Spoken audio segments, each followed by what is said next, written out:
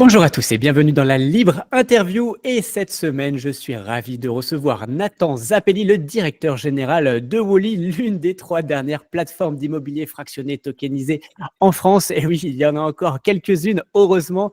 Donc, on va discuter avec lui aussi de savoir pourquoi, en fait, aujourd'hui, c'est encore une fois l'une des plateformes survivantes. C'est quoi la différence par rapport aux autres qui ont peut-être échoué aussi par rapport du coup, à leurs concurrents. Donc, vraiment, on va essayer de comprendre ça aussi. Ils ont fait une levée de fonds aussi récemment, donc on va essayer de comprendre en quoi ça va leur servir pour aller peut-être encore plus loin, nous proposer aussi de nouveaux services. Donc on va discuter tout ça avec lui et du coup, je suis ravi de te recevoir, Nathan. Bienvenue. Merci à toi, merci de me recevoir. Ça fait très plaisir de pouvoir parler de Wally et d'échanger avec toi sur nos actualités, nos projets et ce qu'on prépare de beau pour cette année 2025. Ouais, alors on a déjà partagé un peu par téléphone à peu près au lancement même du projet. Donc là, c'est cool qu'on puisse échanger enfin face à face et on va aller un peu plus en profondeur et surtout, on va le partager aussi avec toute la communauté.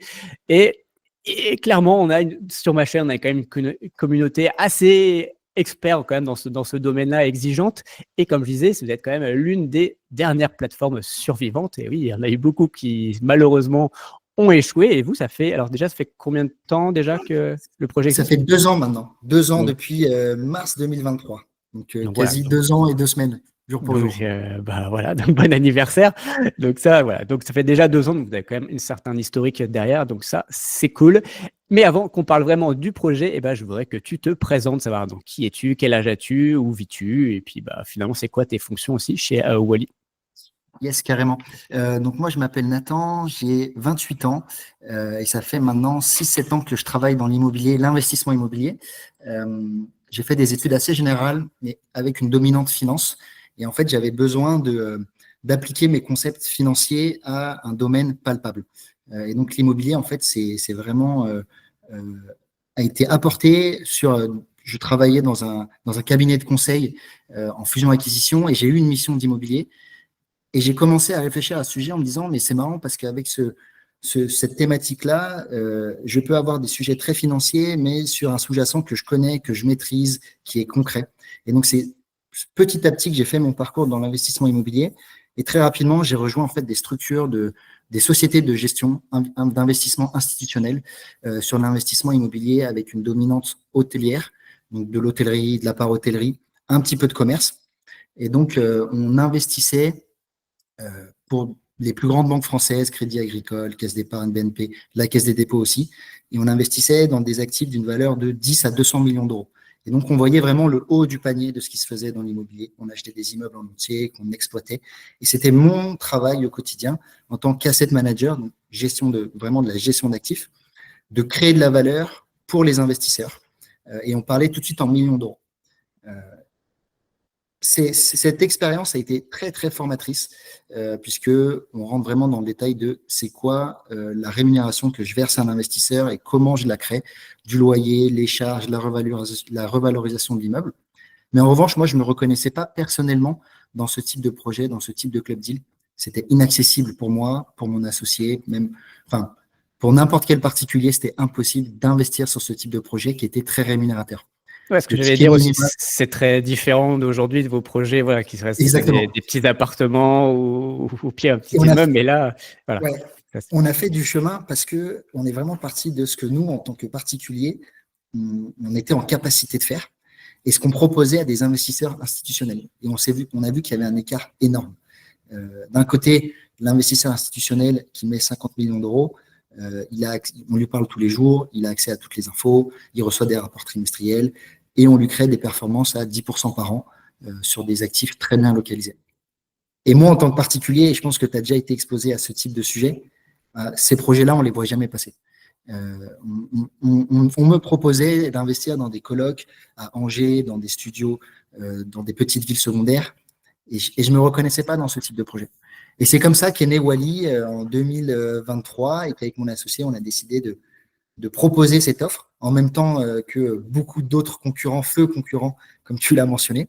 Et on est vraiment dans cette mouvance, et on salue nos confrères, de proposer des nouvelles horizons d'investissement pour les particuliers qui ont quelques centaines, milliers d'euros à investir et qui veulent quelque chose qui les touche et qui leur parle. Ok. Et du coup, ton associé, lui, son expérience avant Wally, c'était quoi? Alors, il est un peu plus âgé que moi, il va sur ses 37 ans, et il a fait une quinzaine d'années dans des fonctions d'investissement, dans différents fonds d'investissement, que ce soit à Paris et à Londres. On s'est rencontrés dans notre dernière structure qui s'appelle Atrim, qui est une société de gestion qui gère 4 milliards d'euros.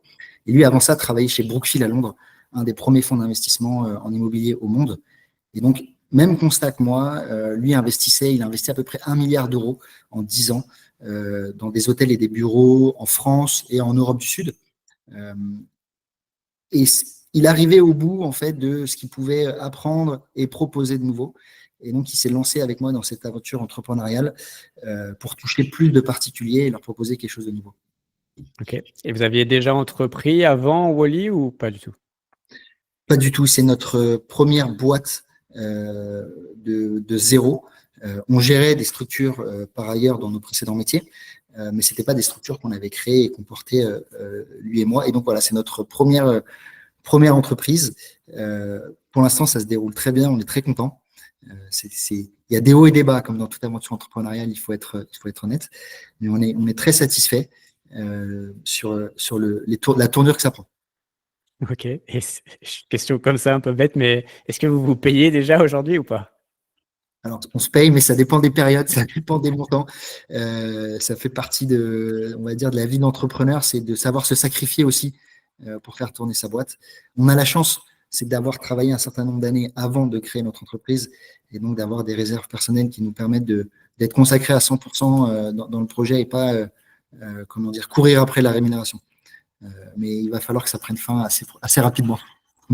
Ok. Bon, je pense que la levée de fonds aussi sert souvent à ça. Exactement, exactement. Ça marche. Bon, on va en parler juste après. Quel a été vraiment le déclencheur, que ce soit pour toi ou pour ton associé, pour vraiment lancer ce projet? Qu'est-ce que vraiment vous êtes Ouais. dit, ça y est, est-ce que vous avez peut-être vu un concurrent se lancer, faire un truc, ça vous inspirer par rapport à votre expérience? Est-ce que non, bah, ça sorti tout seul de votre tête? Voilà, je sais pas. Dites-moi. Je pense qu'il y a eu deux éléments qui nous ont vraiment motivés à créer notre entreprise et qui sont arrivés à peu près au même moment. Déjà, le premier point, c'est qu'on voyait une incohérence majeure entre notre vision de l'immobilier et ce que nous, on voulait faire en tant qu'investissement. Moi, je travaillais sur une SCPI et je voyais que c'était la mauvaise période des SCPI commençait. Donc, c'était fin 2022, début 2023. Et que d'un autre côté, il y avait des nouvelles propositions qui arrivaient. Ça a été l'époque du lancement, on va dire, et du premier succès de BRICS, et donc qui nous a ouvert nos chakras sur on peut faire les choses différemment.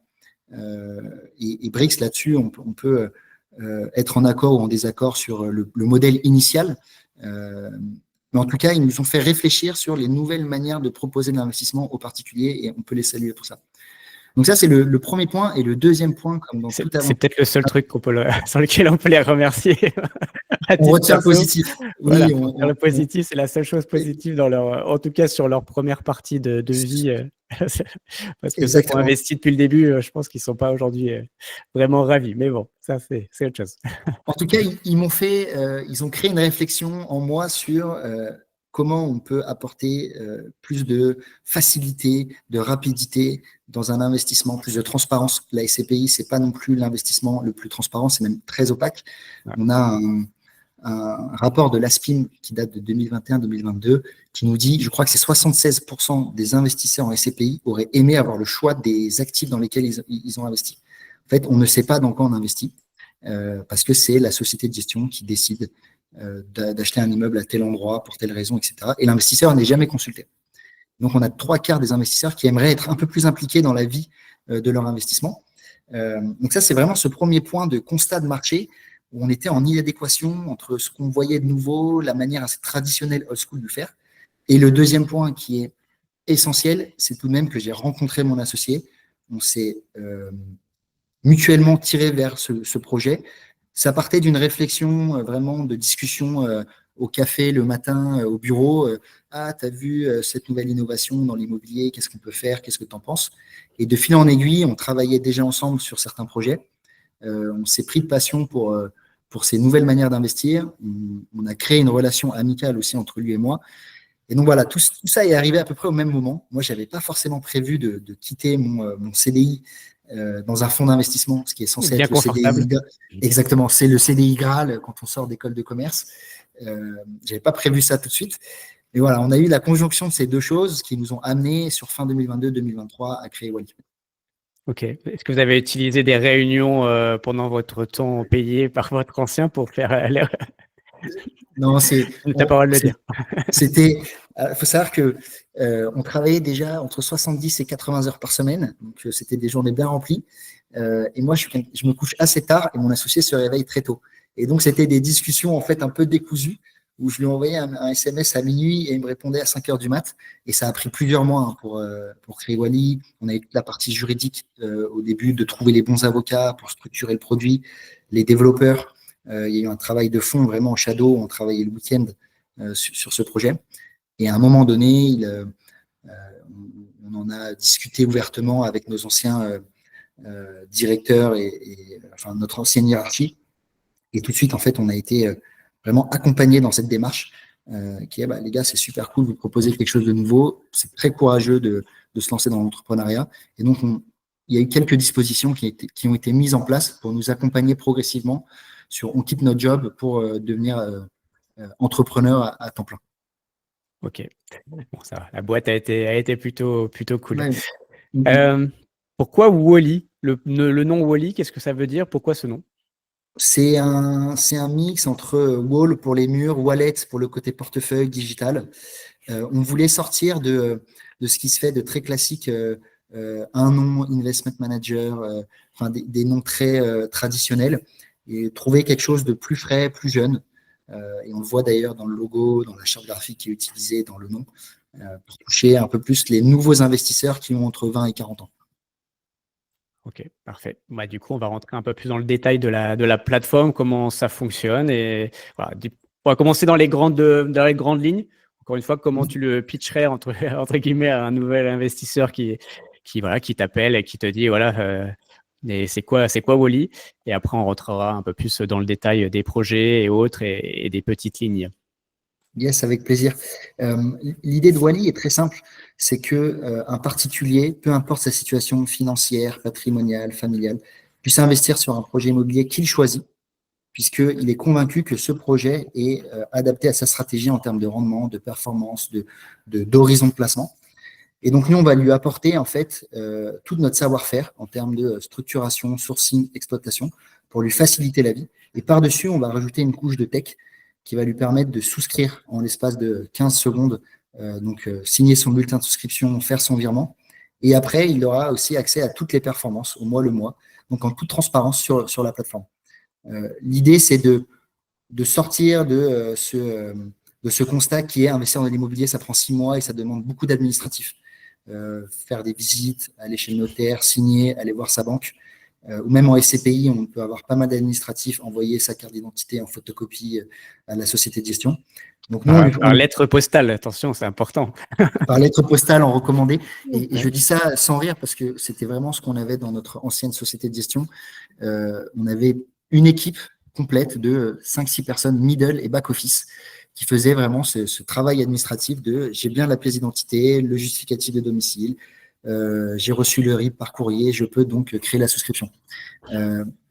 Pour nous, en 2023, c'était complètement fou de travailler encore comme ça.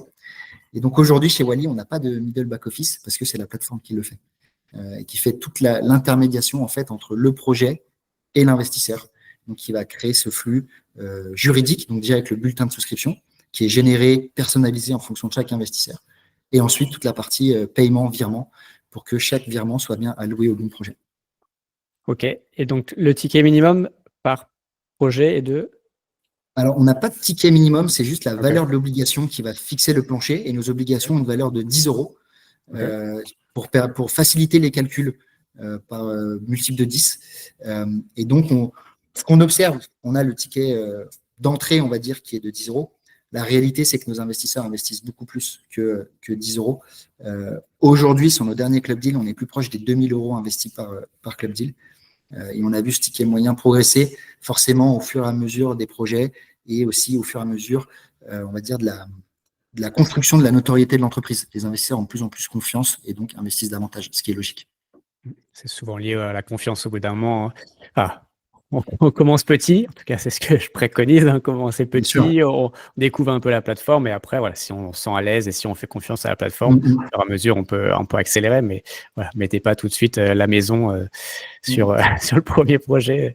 En général, voilà. C'est pour ça que commencer par des petits projets, c'est aussi pour vous, nouvelle plateforme, c'est important en général. Il y en a, ils veulent se lancer avec des trucs à 1 million direct.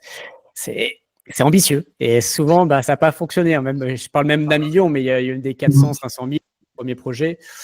Bon, voilà, et malheureusement, ça a été très complexe pour ces plateformes-là. Donc, c'est peut-être pas le meilleur choix. Que représente finalement, alors c'est des parts, si je comprends bien.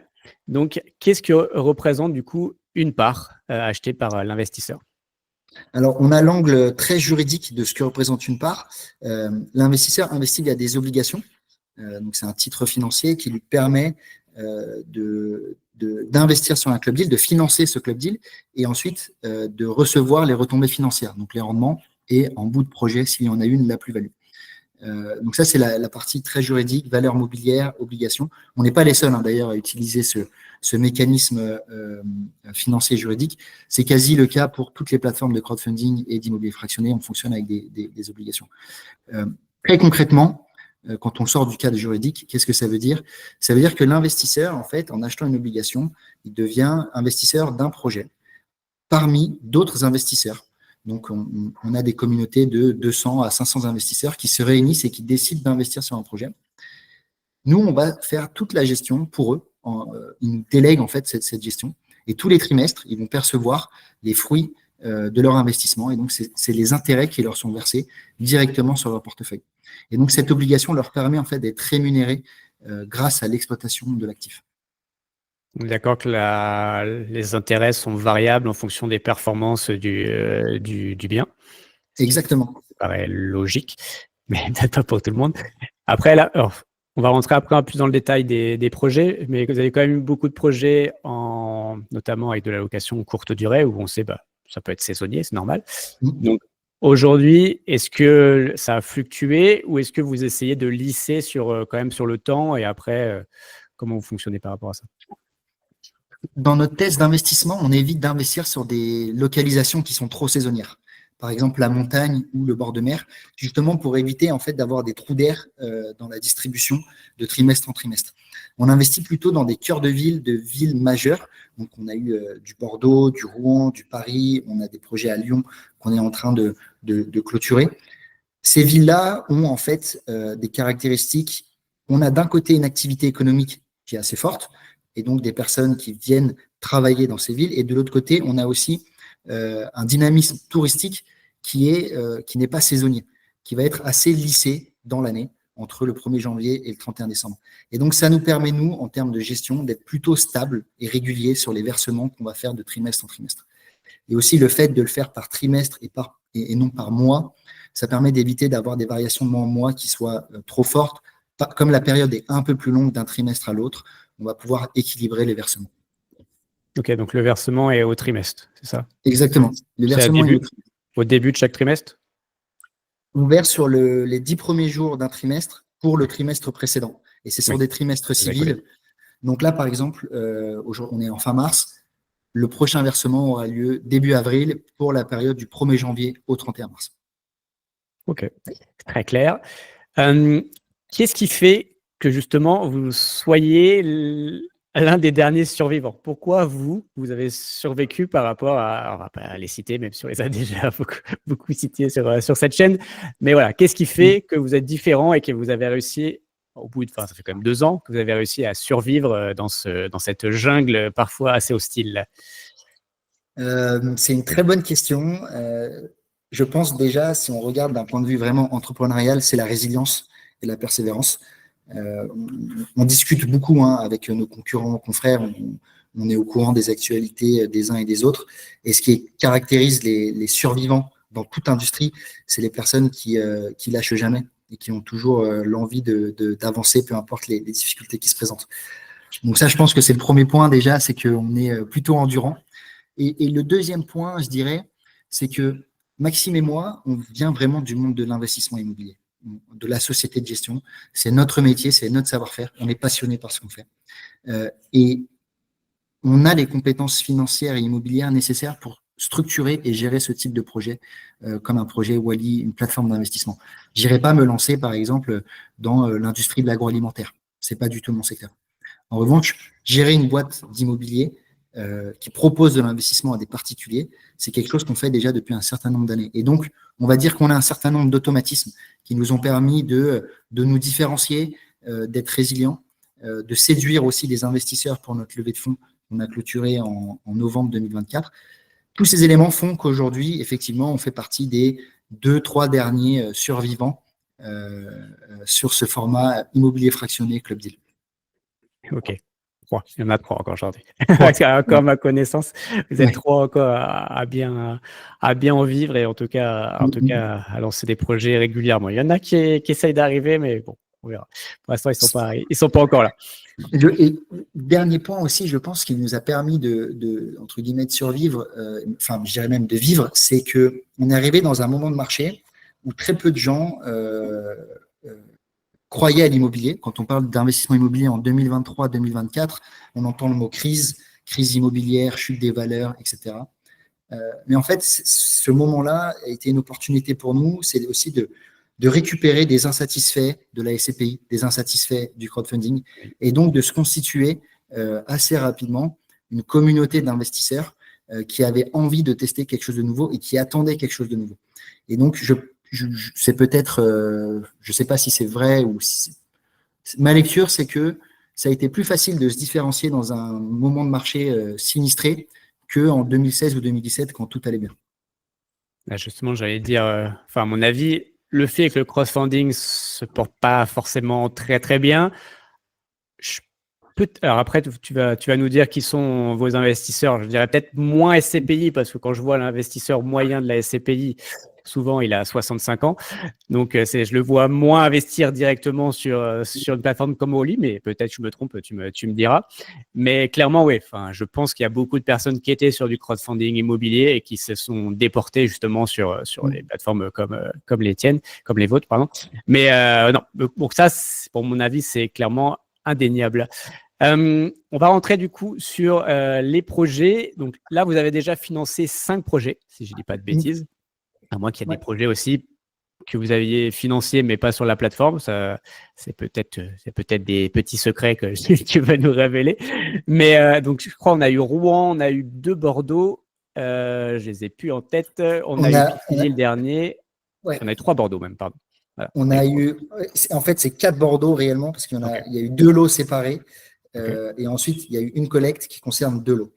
Donc, on a eu Bordeaux Hôtel de Ville 1, Bordeaux Hôtel de Ville 2, et ensuite Bordeaux Fond d'Odège. Et en fait, Bordeaux Fond d'Odège, c'est une collecte à 850 000 euros qui concerne deux surfaces commerciales, l'une à côté de l'autre.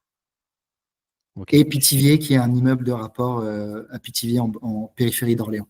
Et lui qui est un peu différent justement des autres, qui était justement de la location courte durée, et lui qui était plus en achat-revente type marchand de biens, quoi. Si je comprends bien. Et sur une durée plus courte. Ouais. Ça a été en fait vraiment une opportunité qui s'est présentée à nous. Ça ne fait pas partie de notre thèse d'investissement initiale, qui est beaucoup plus orientée sur l'hôtellerie par hôtellerie, puisque déjà c'est notre savoir-faire avec mon associé, mais aussi parce qu'on est convaincu que c'est le type d'actif qui est le plus résilient en ce moment et qui verse le plus de rémunération. On n'est pas les seuls à être convaincus, parce qu'on voit que d'autres plateformes aussi financent ce type d'actif. Donc ça nous réconforte dans le fait que notre vision est plutôt bonne. Et Pithiviers s'est présenté à nous. C'est un immeuble qui est en très bon état, qui est en plein cœur de cette ville, qui connaît un boom économique du fait du report de Paris et d'Orléans, où les valeurs résidentielles ont trop augmenté. Et donc, en étudiant ce projet, moi, au début, j'étais pas sceptique, mais on va dire, je me posais un point d'interrogation, est-ce que ça va plaire à nos investisseurs? Est-ce que c'est le type de projet sur lequel ils peuvent se projeter? Et en fait, ça a été très, très bien accepté par les investisseurs. Et donc, c'est un projet, effectivement, sur 24 mois. Donc, c'est le projet le plus court qu'on ait proposé actuellement sur la plateforme. Du coup, on est plus proche quand même d'un projet type crowdfunding immobilier, même si j'ai vu qu'il y avait On a du rendement versé. Ouais, voilà, 4 de reversé. Parce que du coup, Ouais. il y a un commerce, il y a quelque chose. Comment ça se fait avec ça? Effectivement, il y a un commerce qui paye un loyer, plus on a 2 lots qui sont loués. Et donc, on encaisse les loyers, de ces 2 lots. Ok, ça marche. Du coup, c'est quoi votre mode de sourcing? Où vous trouvez vos projets? Est-ce que c'est votre carnet d'adresses passé? Est-ce qu'aujourd'hui, bah, vous avez commencé aussi à avoir peut-être une certaine notoriété et donc on vous sollicite pour justement vous proposer des projets? Ou est-ce que c'est vous qui allez avec vos petites mains? Oui, bien sûr. D'ailleurs, on n'a pas parlé si vous aviez des employés et tout Ouais, chez Wally, mais est-ce que vous allez sur le Bon Coin et vous allez chercher du coup des ouais. biens sur le Bon Coin ou pas? Voilà, dis-nous tout. Alors, si tu veux, je vais commencer un peu dans l'autre sens. Vas-y. On est 9 aujourd'hui dans l'équipe. Et donc, on a vraiment 2 personnes qui sont dédiées sur l'acquisition et la gestion immobilière. Moi, je continue à donner des coups de main et mon associé travaille aussi beaucoup sur la partie investissement. Le premier, on va dire, le premier canal pour recevoir des projets, ça reste quand même notre réseau qu'on s'est constitué ces dernières années. C'est un réseau qui est basé à Paris, mais dans les grandes villes françaises, puisqu'on avait un certain nombre d'actifs en gestion, déjà à Bordeaux, à Lyon, à Marseille, à Lille, etc. Donc, on continue de recevoir un certain nombre de projets. Euh, pour beaucoup, on ne les propose pas sur notre plateforme. Je crois que aujourd'hui, j'ai regardé ce matin, on a sourcé, screené, on va dire, à peu près 120 millions d'euros d'actifs qui nous ont été envoyés et on en a proposé 4 ou 5 sur la plateforme. Donc, tu vois, il y a un écrémage quand même assez élevé qui est fait. Donc, on a eu ce sourcing-là d'abord vraiment de connaissances. Et le deuxième canal qui est en train de prendre de l'ampleur depuis ces derniers mois, c'est grâce à la notoriété, si je puis dire. J'aime pas trop ce mot parce que on n'est pas non plus des célébrités, mais sur LinkedIn, on a beaucoup de personnes qui nous contactent et qui nous proposent des actifs. Et donc, ça nous permet d'avoir des projets entrants assez facilement. Euh, on ne travaille pas tellement en fait sur les différentes plateformes comme Le Bon Coin, Se Loger, PAP. On considère peut-être à tort, c'est que si un projet se retrouve sur Le Bon Coin ou sur Se Loger, c'est qu'il n'est pas si attractif que ça. Et que s'il avait été vraiment incroyable et avec des vraies performances, quelqu'un d'autre l'aurait déjà pris avant nous en off-market. Et on veut vraiment travailler sur des choses off-market que le particulier ne peut pas trouver tout seul sur Ce Loger. Si quelqu'un vient investir via nous, c'est parce qu'on lui propose un service auquel il n'aurait pas accès tout seul. Sinon, autant le faire tout seul. Et donc, c'est pour ça que notre réseau est notre premier pourvoyeur de projets. Ok. Du coup, vous ciblez, alors on a vu, c'est principalement aujourd'hui du para-hôtelier, donc location courte durée, type Airbnb ou autre. Est-ce que vous allez vraiment vous spécialiser vraiment sur cette partie-là ou, bon, on l'a vu après avec Pithiviers, vous pouvez vous ouvrir à autre chose? Ou voilà, est-ce que c'est parce que c'est le moment et que le reste est peut-être plus complexe au niveau commercial, bureau et autres? Et voilà, est-ce que c'est parce que c'est le contexte actuellement aussi de l'immobilier en France et en tout cas, vous ne fermez pas la porte à évoluer dans le futur? On a cette dominante para-hôtellerie qu'on veut garder vraiment. C'est une classe d'actifs qui délivre du rendement et qui en plus apporte de la satisfaction à l'investisseur. On investit dans des beaux projets qui sont rénovés. On a un lien émotionnel qui est quand même assez fort quand on fait de la para-hôtellerie par rapport à d'autres classes d'actifs qui vendent un peu moins de rêves en termes de marketing pur. On est en train vraiment de revenir à nos origines en faisant de l'hôtellerie. On propose d'ailleurs notre premier hôtel à Marrakech, on en parlera si tu veux un peu plus tard. Et donc, on est en train de développer vraiment revenir à nos origines que sont l'hôtellerie. On l'avait mis de côté parce que les valeurs des projets sont un peu plus élevées et donc on n'était pas suffisamment confiant sur le fait qu'on puisse collecter 1, 2, 3 millions d'euros sur des hôtels. Comme tu disais tout à l'heure, commencer par un projet à 1 million, c'est quand même très risqué. Et donc, on va dire, on a eu cette humilité de commencer plus petit, 150 000, 200, 300, et de monter progressivement pour voir le marché nous accompagner. Et donc là, aujourd'hui, on travaille beaucoup sur l'hôtellerie en France et dans ce qu'on va appeler des destinations atypiques à proximité de la France. Donc Marrakech est le meilleur exemple. On est à 2 heures de Paris. mais il y a un vrai marché touristique qui existe et qui est en train de se développer. Ok, on va parler de Marrakech juste après, si ça te va. Donc là, vous avez quand même un historique. Donc, comme on l'a dit, il y a quand même 5 biens aujourd'hui. Comment ça se passe, la gestion, comment les performances depuis… Alors, Rouen, ça fait quasiment depuis le début. Donc, Ouais. il a à peu près, après, ça a mis peut-être un peu de temps à se lever, mais ça fait quoi? 1 an et demi, peut-être, Rouen, du coup? On arrive sur les quasi 1 an et demi, effectivement. On délivre le rendement qu'on a annoncé. On est quasi au 7%.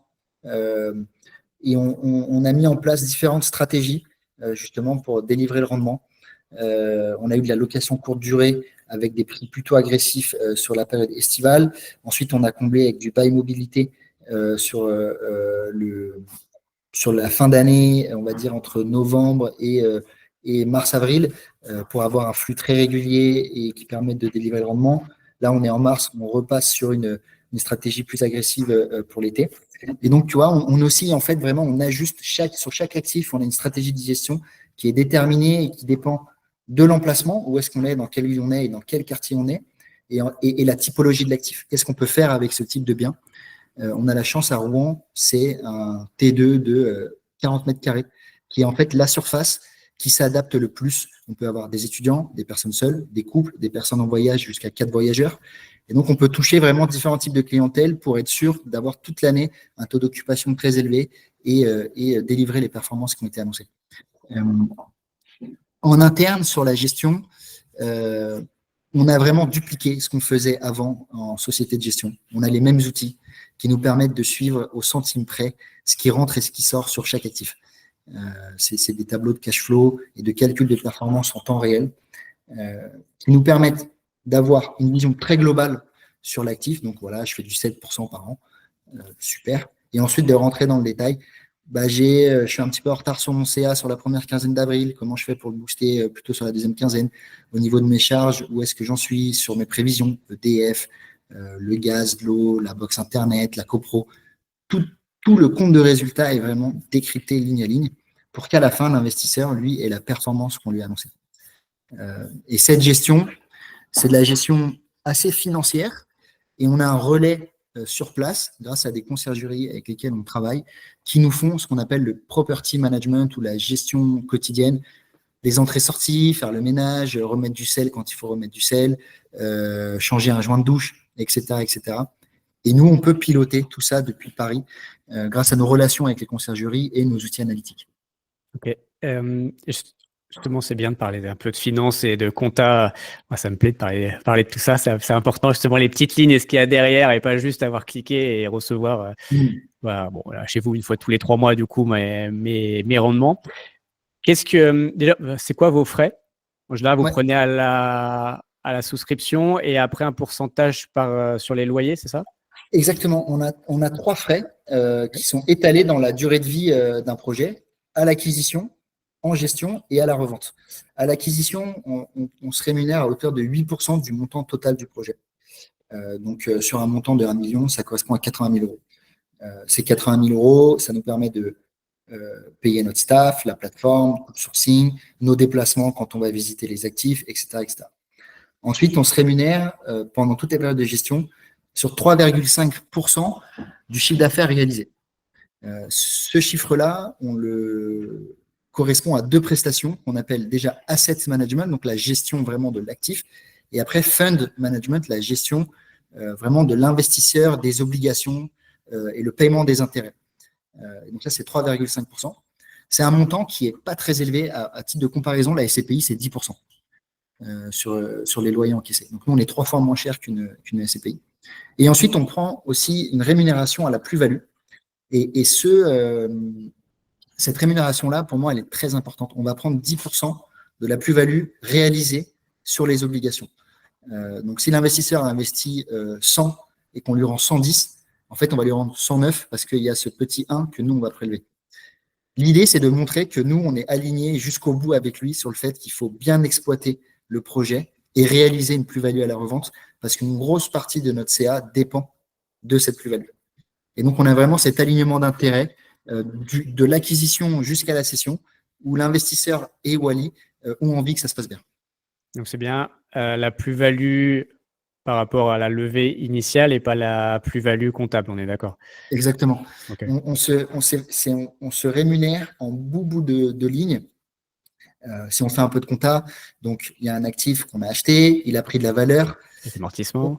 Il y a ces amortissements qui font que la plus-value latente ne fait qu'augmenter d'année en année. Sur cette plus-value latente, on va payer l'impôt de plus-value à l'État français. Ça va nous laisser un montant net, et c'est sur ce montant net-là qu'on se rémunère et qu'on prend 10% de ce qu'il y a, donc l'écart entre le net à la fin et ce qui a été collecté au tout début. Et du coup, les biens, ils sont achetés par Wally, on est d'accord, ou une société, je sais pas, une filiale, une société différente. Est-ce que chaque bien est dans une société différente ou ils sont tous dans l'entité Wally? On a différents fonctionnements en fonction des deals. Et là, on est vraiment sur des sujets de structuration et d'optimisation. On a une société qui s'appelle LCD, location courte durée, LCD1, qui va accueillir tous nos actifs en location courte durée. L'idée, c'est de pouvoir travailler vraiment sur l'optimisation. Donc, par exemple, on paye un expert comptable pour tous les actifs qu'on détient en location courte durée. Au mois de juin, on sera, je crois, quasi 10 actifs, parce qu'on a 2 actifs à Paris qu'on est en train d'acheter. Il y a les actifs de Bordeaux, on a des actifs à Lyon qui vont bientôt être présentés, et à Marseille aussi.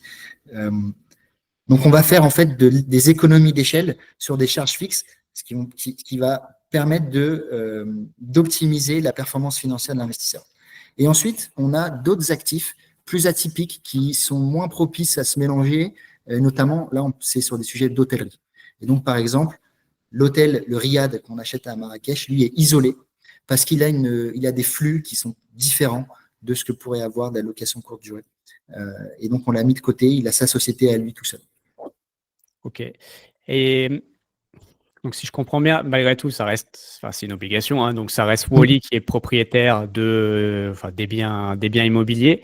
Qu'est-ce qui garantit l'investisseur du coup? Enfin, est-ce que vous prenez quelles sont les différentes mesures que vous prenez pour garantir? C'était pas français ce que j'ai dit, mais c'est pas grave. T'as compris. J'ai très bien compris la question. On l'a compris. Alors, l'investisseur, quand il achète des obligations, il est créancier de rang 1, il n'y a pas de dette. C'est notre contrat d'obligation qui, en fait, ça garantit qu'on va bien le rémunérer. Il a une deuxième chose dans ce contrat qu'on appelle la masse obligataire, qui fait que si jamais il y a un désaccord de gestion, on peut nous imposer de prendre certaines décisions, notamment de revente de l'actif. Et donc, c'est le contrat d'obligation. Comme l'investisseur est le seul investisseur qui n'a pas de dette bancaire, c'est sa garantie qui va toujours être payée en premier et être rémunérée à la revente. Il y a des AG régulièrement ou il y a des choses ou comment ça se passe? Tous les trimestres, on envoie un rapport trimestriel pour chaque club deal. Donc, l'investisseur reçoit un décompte de tout ce qui s'est passé pendant le trimestre.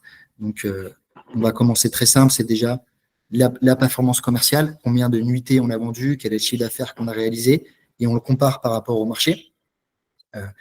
Imaginons qu'on fait 2000 € de chiffre d'affaires sur un mois. Si le marché fait 2005, ça veut dire qu'on est en dessous on est en dessous de notre capacité. Donc, on est très transparent là-dessus, sur où est-ce qu'on en est en termes de performance commerciale. Ensuite, on va avoir le détail de toutes les charges qui ont été payées pour arriver au montant qui est versé à l'investisseur et le rendement que ça correspond. Tous les trimestres, en plus de ce rapport trimestriel, nous, on fait un webinar avec les investisseurs qui ont investi sur le projet et c'est un moment d'échange pour les tenir au courant des actualités précédentes et à venir sur leur investissement. Ok, et bon, ça me paraît assez clair. Bien sûr, comme d'habitude, mettez en commentaire si vous avez des questions. Et clairement, Wally est assez disponible, hein, donc vous pouvez solliciter un appel et tout ça. Donc tu m'as dit juste avant qu'on commence, régulièrement, vous à peu près facile 10-20 personnes par semaine, voilà, que vous par jour.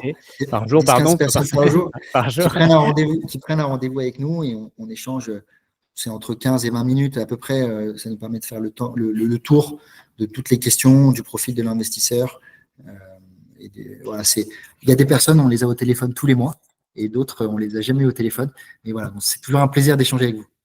C'est important. Encore une fois, l'investissement, c'est aussi de la confiance. Donc, c'est important, si vous avez des questions, de les poser. On va parler du futur, parce que c'est important, le futur aussi. Donc, le passé, c'est passé. Maintenant, il faut aller vers le futur. Donc, là, on a vu, et ça a fait beaucoup parler, malgré tout, même dans la communauté, par exemple, le projet à Marrakech. Alors, vous étiez qu'en France, là, on arrive, donc on sort même d'Europe. Je crois que c'est aussi l'un des premiers projets que je vois en Afrique. Donc, pourquoi ce projet? En quoi il est différent? Tu nous as un peu déjà dit, bon, que c'est plus un hôtel, du coup. Mais donc, d'où sort ce projet et pourquoi vous l'avez sélectionné? Pour plein de bonnes raisons. C'est un projet qui nous a été amené par un de nos investisseurs. On a fait une levée de fonds l'année dernière et on a un investisseur qui s'appelle Reda Berelli, qui est un pro de l'hôtellerie. Il a vendu une boîte à Accor il y a quelques années qui s'appelle One Fine Stay, qui était une boîte de location courte durée de maisons de luxe. Et il a investi dans Wally vraiment sur la partie opérationnelle, pas dans des clubs d'immobilier. Et lui est marocain, installé au Maroc, et il recevait un certain nombre d'opportunités de riad à Marrakech ou dans d'autres villes marocaines. Et donc, il nous a proposé ce club deal et on a tout de suite sauté dessus. Parce qu'en fait, déjà, on est dans un marché à Marrakech qui est en train d'exploser en termes de tourisme. Le gouvernement marocain a vraiment compris que le tourisme était une manne financière et une manne économique sur laquelle il fallait insister. Il y a des fonds colossaux qui ont été déployés. On a d'ailleurs un accord entre la France et le Maroc qui a été signé pour investir 30 milliards en infrastructure. Le Maroc accueille la Coupe du Monde 2030. L'aéroport de Marrakech va être doublé de taille. Il y a une ligne de train entre Casa et Marrakech qui a été construite. Enfin, il y a un nombre de choses qui se passent actuellement au Maroc qui est assez impressionnante en termes de développement sur une dizaine d'années. C'est une destination qui est devenue très proche, même si on doit prendre l'avion. Les compagnies marocaines ont triplé leur volume d'avion en l'espace de 5 ans. Et on a vu ce riad qui est en plein cœur de la Médina, qui aujourd'hui est exploité par une famille d'Italiens qui approchent de la retraite. Et c'était un peu pour eux leur maison secondaire qu'ils avaient transformée en hôtel. Donc pas du tout optimisé. La décoration date déjà d'une 10-15 d'années. Et en fait, on a senti le potentiel quand on prend les éléments de marché plus la localisation, l'actif en lui-même. On s'est dit qu'il y avait quelque chose de très intéressant à faire. Et donc, on a structuré vraiment ce deal avec notre investisseur Reda. On a une société d'exploitation au Maroc qui s'appelle Dar Society, qui ouvre plusieurs hôtels en ce moment. L'équipe qui travaille sur ce projet est assez colossale. Le directeur de cette société d'exploitation s'appelle Javier. Il a vendu Fairmont à Accor pour 2,5 milliards, je crois, il y a une dizaine d'années. Donc, c'est un pro de l'hôtellerie. Et tout ça nous a vraiment progressivement amené à se dire, OK, il faut qu'on le propose sur Wally. Et c'est un projet à 970 000 euros, si je ne dis pas de bêtises. Nous, on sera investisseur minoritaire. C'est-à-dire qu'il y a plusieurs investisseurs qui se coordonnent pour acheter cet actif, faire les travaux et le remettre en exploitation dès septembre 2025. Je suis en train de regarder en même temps. Est-ce que, alors, clairement, ce qui a fait parler, il y a deux choses. C'est à Marrakech, c'est en Afrique, oui. c'est différent, ça change de ce qu'on a.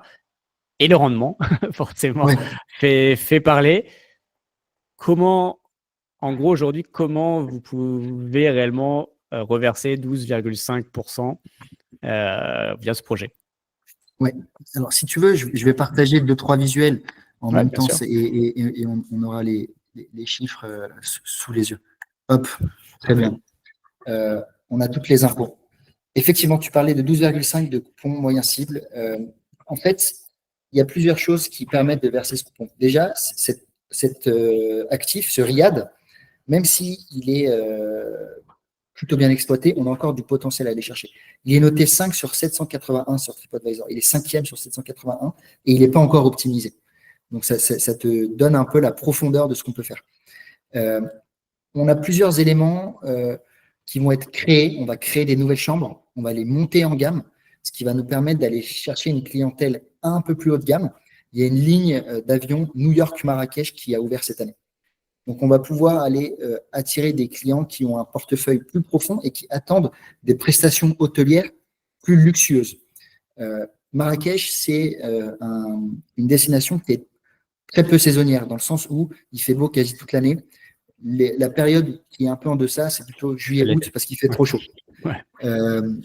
Donc c'est un bon problème, entre guillemets, d'avoir trop chaud dans une destination. Et il y a plusieurs aussi mécanismes financiers qui interviennent et qui permettent de servir ce 12,5. Moi aussi, c'est quelques photos de l'actuel, qui est déjà assez bien meublé, avec une belle déco, etc. Sur le rooftop, on crée un restaurant qui va être exploité par le chef du restaurant Choukran, plusieurs restaurants à Paris et plusieurs restaurants à Marrakech, notamment c'est le chef du Riad Monceau à Marrakech. On a un effet waouh sur ce riad qui est indéniable et qui va nous permettre d'attirer une clientèle assez haut de gamme. Ça, c'est voilà, quelques photos de la rénovation pour être plus dans l'air du temps et pouvoir toucher une clientèle internationale. Ici, sur cette slide, en fait, on explique comment on fait pour verser 12,5%. Nous, on est investisseurs minoritaires et en fait, on a négocié avec les autres investisseurs une protection de notre rémunération. Ça veut dire que même si la performance est en dessous de 12,5%, en tant qu'investisseur, avec Wally, vous avez un privilège sur les autres investisseurs et les autres investisseurs vont renoncer à leur rémunération pour que vous puissiez avoir 12,5%. Donc ça, c'est le scénario si jamais ça ne se passe pas aussi bien que prévu. Donc tu vois, on a mis en place un certain nombre de garanties avec les autres investisseurs dans notre pacte d'actionnaires pour d'un côté préserver le 12,5% pour les investisseurs via Wally et le 15% de TRI, donc de taux de rentabilité interne, à l'issue de l'opération. On est quasi, j'aime pas le dire, mais on est quasi sur la performance garantie en fait sur ce projet.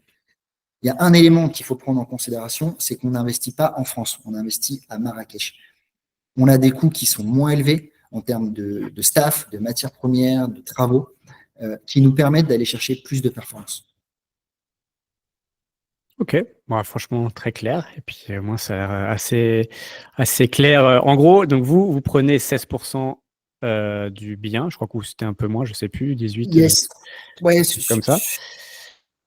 Et donc en gros, si vous n'en êtes pas à 12,5, pour X ou Y raison, voilà, les performances, elles sont pas forcément immédiatement là. Vous asseyez en gros sur votre M, si j'ai bien compris. Alors c'est pas nous qui nous asseyons sur notre M, c'est les autres investisseurs. Nous, on investit 18%, on achète 18% de ce riad. Il y a 82% qui sont détenus notamment par la société d'exploitation, notre investisseur est Daberil, etc. Ok, c'est ça que je n'avais pas compris. Donc, voilà.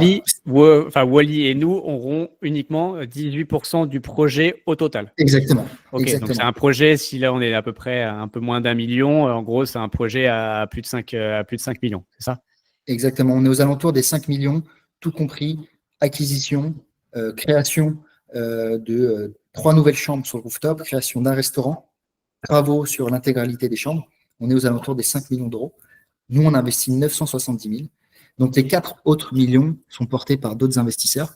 Ces autres investisseurs sont prêts à rétrocéder leurs dividendes pour que les investisseurs de Wally préservent le 12,5% de rémunération. Ok, très clair. Et ça, en gros, sur toute la période du deal, donc 7 ans. Exactement. C'était sur 7 ans. Ouais, okay. Exactement. Et ici, tu vois, je présente ces quelques chiffres projections de performance. Et en fait, on crée du chiffre d'affaires parce qu'on a 3 sources de chiffre d'affaires. On a déjà une offre d'hébergement, 14 suites. C'est des chambres qui font 20 mètres carrés. C'est du très haut de gamme pour Marrakech. On a un spa, une offre qui est plutôt intéressante, qui représente que 40 000 euros de chiffre d'affaires par an. Et on a un restaurant sur le rooftop, donc avec ce chef qui gère déjà un certain nombre de restaurants à Paris et à Marrakech. Limite, la plus grosse REM, ce sera le restaurant et le bar, si je vois. On est moite-moite sur l'hébergement. On fait une marge de 430 000 euros. Sur le restaurant, on est à 225 000 euros de loyer. Entre 225 et 300 000 euros de loyer. Donc, c'est 60-40 hôtel et 40% restaurant. Ok, bon, très clair. Bon, clairement, c'est différent de ce que vous avez déjà proposé. Ça change aussi de ce que propose la concurrence. Et ce qu'on fait, ça viendra dans les questions par la suite, justement, sur la levée de fonds. Clairement, la levée de fonds a permis ce type de projet, si je comprends bien. L'idée, effectivement, c'est grâce à la levée de fonds d'aller chercher des choses plus atypiques qui fonctionnent et de proposer des produits, on va dire, coup de cœur à nos investisseurs. Au-delà de la performance financière qui est très belle sur Marrakech, ça reste du non garanti, c'est du rendement cible, il faut quand même le préciser. À titre personnel, investir dans un riad à Marrakech, c'est quand même assez canon. De dire, voilà, j'habite en France et j'ai investi dans un riad à Marrakech et j'ai mis 1000 euros. Je ne sais pas si ça sera une première en France d'avoir ce type de projet. D'après toi, oui. Mais voilà, c'est de proposer, au-delà de l'investissement purement financier, un investissement émotionnel. Et c'est ce type de projet qu'on veut de plus en plus proposer sur la plateforme. Et l'hôtellerie est vraiment… on a de la profondeur sur l'hôtellerie pour aller chercher ce type d'actifs. Ok, bon, franchement, le projet a l'air cool. J'essaierai d'analyser un peu plus en profondeur le projet, mais Bien comme ça, sûr. en tout cas, franchement, ça a l'air plutôt très, très intéressant. Et il y a quand même du classique, hein, il en faut. Il ne faut pas quand Il y a même du classique, renier son, bien sûr, son passé. Donc, il y a du Paris, voilà, des petites locations Airbnb classiques bien en sûr. plein cœur de Paris, qui, pareil, honnêtement, avec des rendements qui sont plutôt très, très sympas pour Paris même. Mm. On est d'accord qu'ils ont une destination commerciale de base. Les deux, effectivement. C'est prérequis d'avoir une destination commerciale. Pour les non-connaisseurs de la destination commerciale, on a eu pas mal de chamboulements actuellement sur la location courte durée avec cette loi anti-Airbnb qui a été votée en novembre 2024, qui met un certain nombre de restrictions pour les particuliers qui veulent louer leur appartement sur Airbnb, Booking, etc. On a des actifs qui sont protégés, c'est ceux qui ont une destination commerciale. Visuellement, c'est un appartement. C'est au deuxième étage d'un immeuble, c'est un appartement. Juridiquement, pour les notaires, c'est une surface commerciale dans laquelle on peut avoir une activité commerciale et une activité précisément d'hébergement hôtelier. Donc, on peut faire de la location 365 jours sur 365 à destination de touristes qui vont venir 1, 2, 3, 5 nuits, etc. etc. Ces actifs-là sont de plus en plus recherchés parce qu'en fait, il y a un effet rareté qui est en train de se créer. On a très peu d'actifs commerciaux disponibles en plein cœur de ville. On a une demande sur Airbnb, Booking, en location courte durée qui n'a cessé d'augmenter ces 10-15 dernières années. L'offre hôtelière, elle, est plutôt stable. C'est très dur d'ouvrir un nouvel hôtel dans une ville, ça prend plusieurs années. Je l'ai fait par le passé, c'est des projets qui prennent entre 3 à 5 ans, entre le moment où on se dit on va ouvrir un hôtel ici, le permis de construire, les travaux, etc., il faut 5 ans. Et donc, les actifs commerciaux ont vraiment une place à jouer sur 2025, 26, 27. En termes de performance financière, c'est super intéressant parce qu'on bénéficie d'un effet rareté au niveau de l'offre, alors que la demande, elle, continue d'augmenter. Et c'est pour ça qu'on peut proposer en plein cœur de Paris du 7 à 10%. Et alors, en ce moment, je trouve que c'est un peu une mode et malheureusement, les modes, c'est cyclique et elles disparaissent aussi. Et l'État n'aime pas trop quand les gens commencent on va dire, à exploiter, à gagner de l'argent, on a l'impression. Donc, est-ce que justement, c'est pas une faille aujourd'hui, justement, ce côté destination commerciale de certains appartements? Alors, c'est écrit, c'est dans la loi, c'est le notaire, normalement, c'est dans le marbre. Donc, je vois pas Oui. comment il pourrait réussir à changer ça. Mais bon, après, on sait qu'il peut y avoir des lobbies hôteliers qui sont pas forcément contents, voilà, du nombre de Airbnb. Je sais qu'il y a eu une petite guéguerre à un moment, surtout sur Paris, où c'était un peu complexe. Bon, peut-être que maintenant, ils commencent aussi à l'accepter parce que de toute façon, ils n'arrivent pas à répondre à la demande. Donc, bon, évidemment, il n'y a pas le choix. Je pense que ça répond clairement à un service. Mais est-ce que, il n'y a pas est-ce qu'il n'y aurait pas une faille quelque part que l'État pourrait exploiter, dire, bah merde, enfin, au final, nous, enfin, soit l'État ou Hidalgo, mais bon, Hidalgo va bientôt partir, mais va dire, non, bah franchement, si ça ressemble à un appartement et que c'est pas en rez-de-chaussée, forcément, Alors, ça. j'ai pas de boule de cristal. Hein. Mhm. Je ne Ah, sais c'est pas sûr. ce qui va se passer dans les 50 prochaines années sur la partie notariale. La réalité, c'est que je ne vois pas de contraintes pour l'État. Ils vont déjà diviser par 10 le nombre d'actifs disponibles sur Airbnb dans les grandes villes. Et ensuite, ils vont se retrouver à un moment donné à faire le jeu entre est-ce que je veux que mes habitants se logent beaucoup plus facilement, quitte à perdre tous mes touristes, ou est-ce que je peux trouver un bon équilibre entre j'ai une part de touristes qui est stable et qui permet de vivre. Le tourisme, c'est quand même 10% du PIB en France. C'est un peu plus d'1 million d'emplois, directs et indirects. Donc, on est vraiment sur une industrie qui pèse très lourd et dont l'État français et les municipalités ont besoin. Et donc, c'est cet équilibre qui est en train de se trouver. Et je pense que l'État français l'a trouvé. Les actifs commerciaux sont des actifs commerciaux pour toujours. On a le droit notarial nous dit voilà, cet actif-là, cet appartement, c'est pas un appartement, c'est pas du résidentiel. C'est une surface dans laquelle on peut avoir soit des bureaux, soit de l'hébergement hôtelier, soit une profession libérale en fonction de la catégorie. Et on est quand même très confiant sur le fait que, à moyen long terme, on va être dans la même situation qu'aujourd'hui, c'est-à-dire les actifs commerciaux seront intouchables.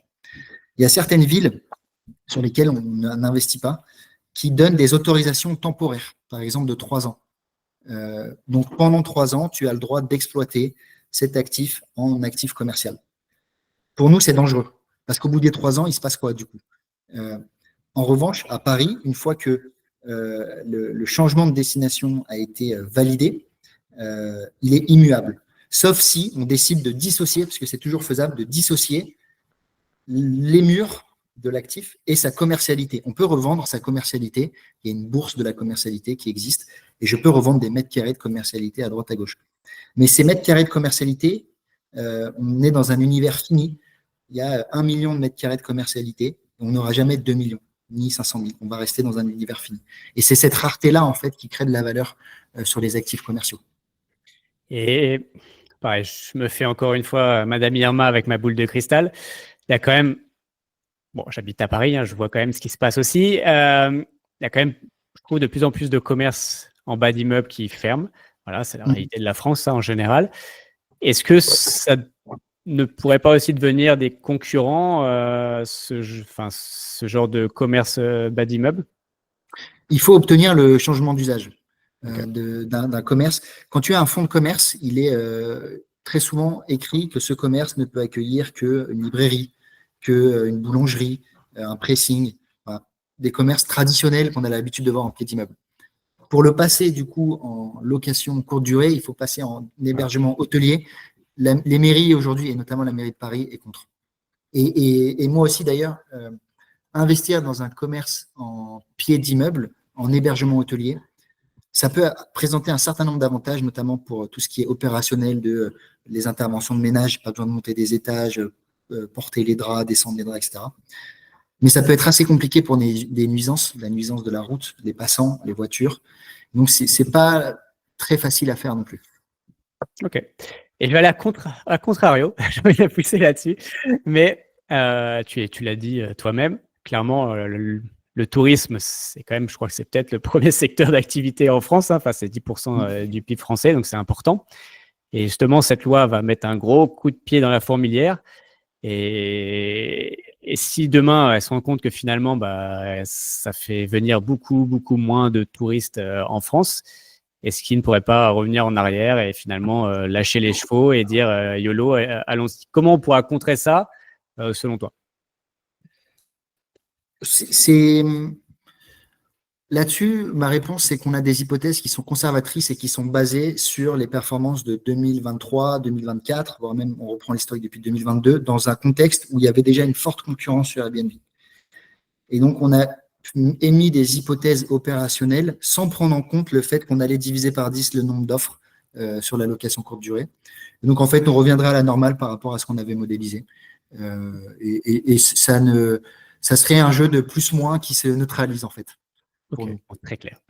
On est assez conservateur sur nos prévisions. On aurait pu prévoir que la division, le retrait sur Airbnb d'un certain nombre d'offres allait permettre de booster le prix moyen de, je sais pas, fois 200%. On n'y croit pas, c'est pas vrai. Tout comme ceux qui ont dit qu'au JO, on allait avoir 100% de taux d'occupation et vendre 3 fois plus que ce qu'on a fait en 2023. La réalité, c'est que c'est pas arrivé. Donc, tu vois, on est assez conservateur sur ce qu'on fait. Non, ça, c'est clair. Il y a un de vos concurrents qui est mort et qui est même pas né vraiment, avait parié un peu là-dessus. Bah, la preuve, il s'est foiré sur cette partie-là des JO. Est-ce que vous allez aller sur des actifs un peu plus fun, enfin des actifs ou activités, on va dire, type les love rooms ou ce genre de choses, ou Airbnb à thème, où voilà, il y a des jungle rooms, il y a des voilà, ce genre de choses, ou est-ce que vous restez sur du traditionnel, on va dire? On va plutôt rester sur du traditionnel qui s'adapte au plus grand nombre, enfin, au plus grand type d'utilisateurs. famille, couple, voyageurs pour des raisons professionnelles, touristes de passage pour une courte durée, moyenne durée. La Love Room, j'ai ouï dire que c'était un investissement plutôt rentable. Pour des raisons personnelles, d'image de marque, tout ce qu'on veut. On n'a pas prévu de se développer massivement là-dessus. Et après, sur des sujets plus fun, plus à thème, on regarde beaucoup d'actifs qui sont orientés expérience. On a une vraie expérience client. Et c'est ce qu'on faisait un petit peu avant avec mon associé. On investissait dans des hôtels. J'ai fait de l'Ibis très classique, standardisé.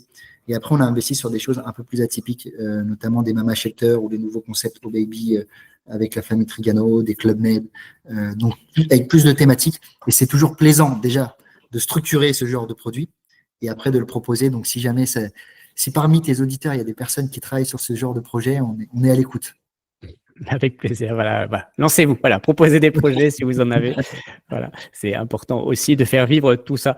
On va parler de la levée de fonds, justement, de savoir comment ça s'est passé, combien vous avez levé, parce que tout le monde n'est pas forcément au courant, qui ont été du coup les investisseurs et surtout ce que ça va permettre pour le futur. Bien sûr. On a fait une levée de fonds en novembre 2024 d'un montant de 1,7 million d'euros. Ça paraît beaucoup, mais en même temps, ce n'est pas grand-chose dans le monde de la levée de fonds sur des boîtes. Cette levée, en fait, elle est venue marquer vraiment un tournant dans l'aventure Wally, où on avait le chapitre 1. On a proposé quelques club deals avec une communauté qui était en train de se créer. La levée a pour objectif de vraiment accélérer notre développement pour atteindre en vitesse de croisière, c'est d'atteindre 50 millions d'euros collectés par an. C'est notre objectif, c'est de proposer entre 3 à 5 millions d'euros par mois à la collecte pour faire du 50 millions par an.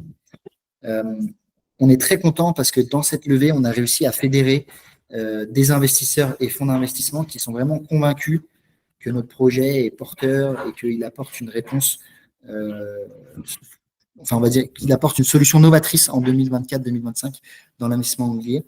Et pour ne citer que les principaux, on a eu le fonds d'investissement 50 Partners qui a investi chez Wally. 50 Partners, c'est un des investisseurs les plus actifs en France, accélérateurs les plus actifs en France.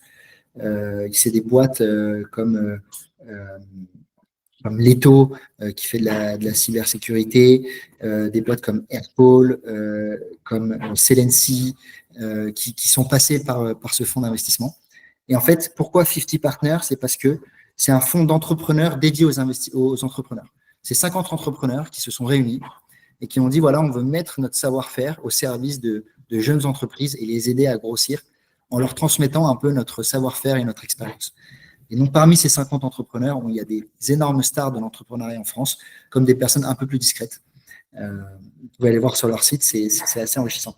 Et ensuite, on a vraiment essayé de réunir des business angels qui comprenaient notre business et qui pouvaient nous apporter quelque chose, que ce soit sur des sujets tech, sur des sujets de marketing, sur des sujets immobiliers. Et donc, dans les 3 principaux sur chaque verticale, on a Reda Berili sur la partie immobilière, hôtellerie, donc qui a créé One Fancy Stay revendu à Accor. Sur la partie tech, Justin Ziegler, qui a été un des fondateurs de Price Minister, pour les plus anciens, Price Minister qui est devenu Rakuten. Et sur la partie marketing, gestion client, Marianne Tessier, qui a fondé Neoness, les salles de sport. Neoness, c'est 150 000 clients répartis en France. Donc, en termes de service client, il faut être quand même plutôt bon pour gérer 150 000 clients qui sont contents, pas contents, ma salle de sport, mon abonnement, mon truc. Et donc, elle nous aide vraiment sur la relation client et la gestion client. Donc, voilà, c'est 1,7 million. On est très content d'avoir passé cette étape. Ça a été un travail de longue haleine, puisque lever de l'argent en 2024 sur des sujets immobiliers, on n'avait pas toutes les planètes qui étaient alignées, mais on a réussi à le faire et on est vraiment satisfait avec mon associé. Donc, les ambitions grâce à cette levée, donc j'ai compris forcément accélérer les collectes, faire peut-être des plus grosses collectes ou peut-être élargir aussi forcément vos zones de sourcing et autres. Est-ce que vous allez, tu l'as dit je crois à un moment en début, ouvrir un peu les horizons? Alors là, vous faites avec Marrakech, mais est-ce que vous allez conquérir l'Europe? Est-ce que conquérir le monde? Voilà, quels sont les objectifs par rapport à ça? L'objectif de la levée, c'est vraiment de s'asseoir fortement en France et d'être bien ancré dans notre marché natal, qui est la France. Et donc de proposer à des investisseurs français d'investir en France ou à l'étranger. Et donc le cas de Marrakech est le premier exemple. On n'a pas encore vocation à aller chercher des investisseurs étrangers, même si on travaille dans un cadre réglementaire qui est européen. Donc toute personne de l'Union européenne peut investir sur Wally, parce qu'on utilise un produit financier qui a été validé par l'AMF, la Banque de France, et donc au titre des accords européens, n'importe qui en Europe peut investir. On a, à titre anecdotique, des Belges, des Espagnols, des Italiens qui ont investi avec nous, mais c'est vraiment anecdotique. Donc la volonté, c'est de se renforcer sur le marché français et proposer aux Français des solutions d'investissement auxquelles ils n'auraient jamais eu accès en France et à l'étranger. Et demain, d'aller sur des évolutions un peu plus structurées et financiarisées de l'investissement immobilier, avec des produits plus liquides, si je puis dire. Mais on en reparlera le moment venu. Ok, donc quand tu parles de liquide, ça c'est quand même dans ma question après, sur le marché secondaire, est-ce qu'aujourd'hui, on est d'accord qu'on est bloqué 7 ans, entre guillemets, enfin à peu près, encore une fois, c'est pas fixe, à la date d'anniversaire, on sort, mais aujourd'hui, on est d'accord qu'il n'y a pas de marché secondaire, mais vous y travaillez. Exactement. Le marché secondaire, ça a été la quête de beaucoup d'investisseurs, d'investisseurs et de plateformes. Déjà, ayons un marché primaire qui fonctionne bien. C'est le premier prérequis. Et je me souviens de certains concurrents qui mettaient plus d'énergie sur le marché secondaire que sur le marché primaire. C'est peut-être pour ça qu'ils sont plus là aujourd'hui. Le marché secondaire, c'est, pour le résumer, n'importe quel investisseur, quand il a envie de récupérer ses investissements, du coup, il propose de revendre ses obligations et ensuite, lui, il récupère son cash. Juridiquement, n'importe qui peut le faire aujourd'hui parce que, comme on est sur des valeurs mobilières, juridiquement, c'est cessible de gré à gré. C'est ça le terme. Elles sont cessibles de gré à gré. Donc, ça veut dire que si tu as acheté des obligations Wally, tu as envie de les vendre, tu nous contactes. Nous, on va te dire, ah bah tiens, c'est marrant, parce qu'il y a quelqu'un d'autre qui m'a dit il n'y a pas longtemps qu'il voulait acheter des obligations Wally. Mettez-vous en relation, vous discutez et vous faites la transaction entre vous. Ça, c'est le cadre. Dans la pratique, c'est très peu réalisable. On est d'accord. Et donc, on travaille sur comment faire et comment avoir un marché secondaire qui soit vraiment efficient et qui permette d'avoir de la liquidité quasi immédiate pour nos investisseurs. On travaille dessus avec nos avocats on a les mêmes avocats depuis le début de l'aventure. Il y a un travail de recherche juridique qui est assez dense. Ça nécessite quelques agréments, etc. Donc, voilà, la levée de fonds permet aussi d'aller vers ce type de produit. Ok. Bon, on espère en tout cas.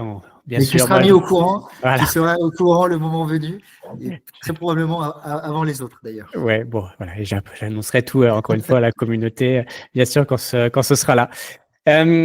Donc maintenant, qui sont vos investisseurs? Parce que est-ce que c'est assez varié? On en a un peu parlé là, mais est-ce que c'est le petit retail, voilà, qui met 10 balles et voilà, qui a 25 ans et autres, ou est-ce que c'est justement le papy SCPI qui va mettre plus, peut-être 10, 100 000 euros? Bon, 100 000 euros, peut-être pas, mais.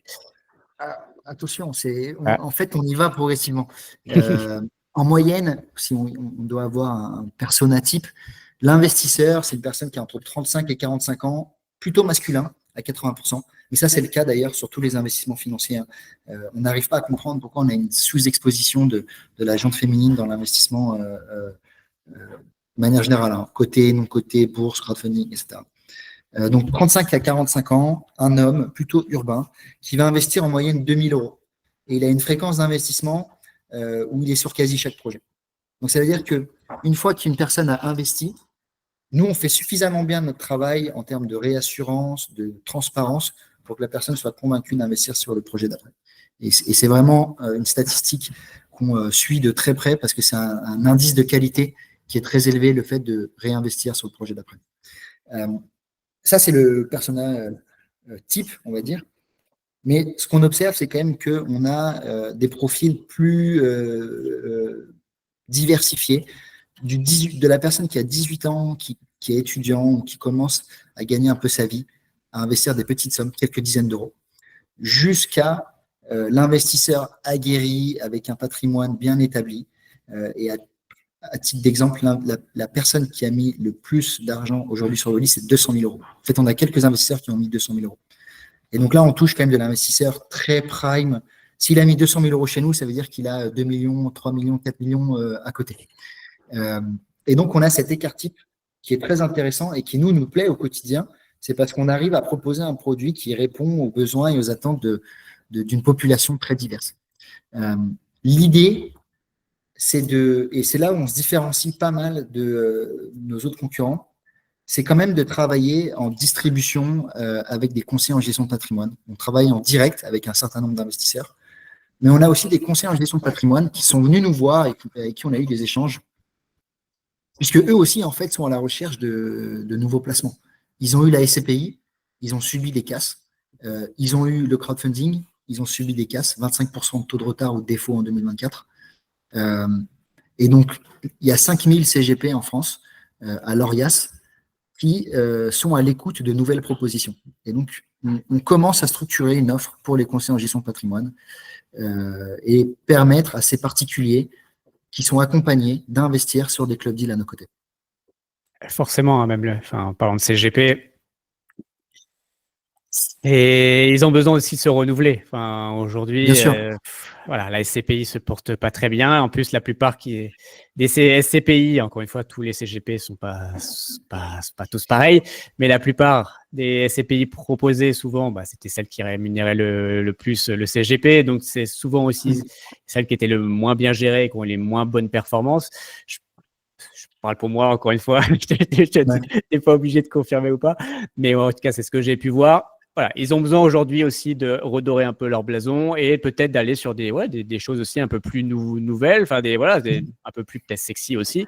Donc, ils ont besoin, à mon avis, de ce genre de produit. Je pense que c'est intéressant pour eux. Et ils ont besoin aussi parce qu'ils ont une nouvelle clientèle qui se présente à eux, les nouveaux investisseurs qui ont moins de 40 ans, qui attendent un accompagnement différent, plus digital déjà, de pouvoir tout suivre sur son téléphone, plus personnalisé, plus proche de ce que eux vivent au quotidien. Et la SCPI, tu l'as dit tout à l'heure, l'âge moyen, il est à 65 ans, et c'est vrai. Enfin, je me souviens quand j'étais asset manager d'une SCPI, on faisait l'assemblée générale annuelle.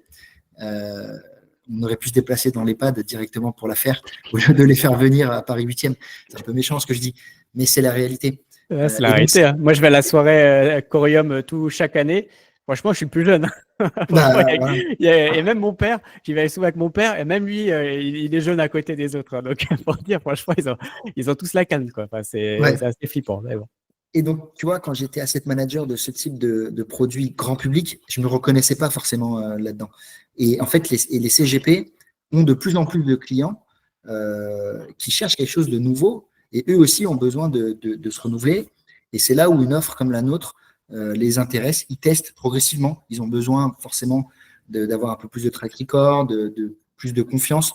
On leur fait des présentations d'ailleurs plus financières pour que eux puissent derrière avoir un discours très structuré auprès de leurs clients.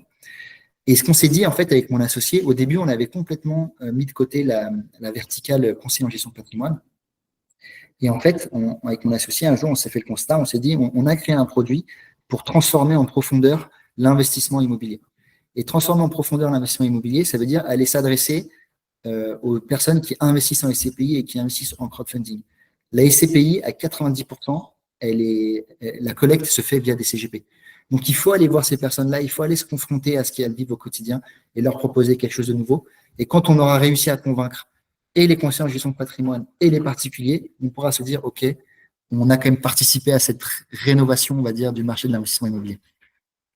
Ok, et en effet, hein, si, encore une fois, ça n'engage que moi, si Club Funding arrive encore à lever autant, c'est grâce au CGP, c'est pas grâce au retail. Hein. Mais bon, ça n'engage que moi, je te demande pas de réagir à ça.